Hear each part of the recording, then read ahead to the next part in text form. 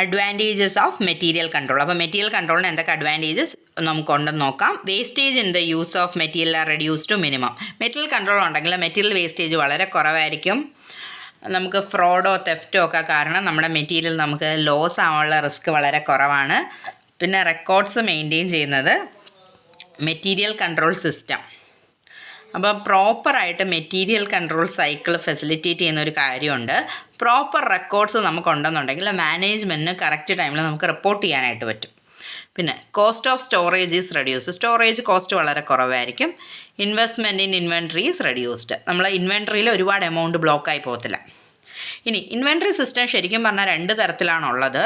Inventory system periodic inventory system ഉണ്ട്, perpetual inventory system ഉണ്ട്.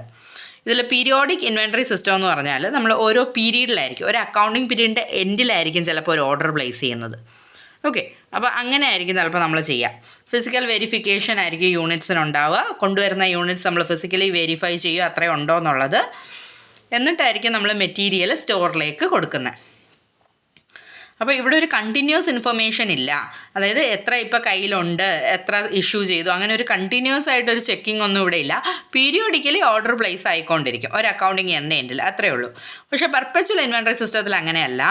നമുക്കിപ്പോൾ എത്ര ക്വാണ്ടിറ്റി നമ്മുടെ കയ്യിലുണ്ട്, ഓരോ ഇഷ്യൂ കഴിയുമ്പോഴും അത് നമ്മൾ റെക്കോർഡ് ചെയ്ത് വെക്കും. എത്ര മെറ്റീരിയൽ, ഓരോ ഇഷ്യൂ കഴിയുമ്പോഴും എത്ര മെറ്റീരിയൽ കയ്യിലുണ്ട്.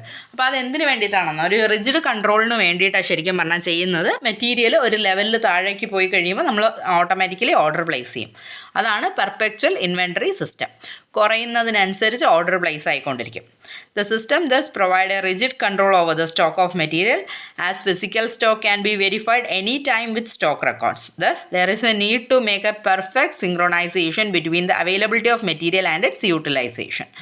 അപ്പോൾ നമുക്കൊരു പെർഫെക്റ്റ് ആയിട്ടുള്ളൊരു കോമ്പിനേഷനാണ് വേണ്ടത്, മെറ്റീരിയൽ അവൈലബിലിറ്റി അതിൻ്റെ യൂട്ടിലൈസേഷനുമായിട്ട് നോക്കുമ്പോൾ. The quantitative and financial aspect of material control are complementary in nature. അപ്പോൾ ക്വാണ്ടിറ്റേറ്റീവും ഫിനാൻഷ്യൽ ആസ്പെക്ട്സ് മെറ്റീരിയൽ കൺട്രോൾ ഇത് കോംപ്ലിമെൻ്ററി ഇൻ നേച്ചറാണ്. ഓക്കെ, അപ്പോൾ ഇതൊന്നുണ്ടെങ്കിൽ അടുത്തതുണ്ടാവുള്ളൂ. അപ്പോൾ ഫിസിക്കൽ യൂണിറ്റ്സ് നമുക്ക് കൺട്രോൾ ചെയ്യാൻ പറ്റിയാൽ മാത്രമേ കറക്റ്റ് സമയത്ത് നമുക്ക് പർച്ചേസ്, സ്റ്റോറേജ് എല്ലാ കാര്യങ്ങളും നമുക്ക് ചെയ്യാനായിട്ട് പറ്റത്തുള്ളൂ ചെറിയ ഇൻവെസ്റ്റ്മെൻറ്റിൽ.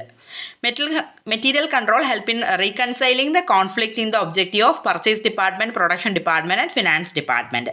അപ്പോൾ purchase department, production department, finance department ഇവർ 3 പേരും ഇൻവോൾവ് ആണ് ഈ ഒരു മെറ്റീരിയൽ കൺട്രോളിൽ.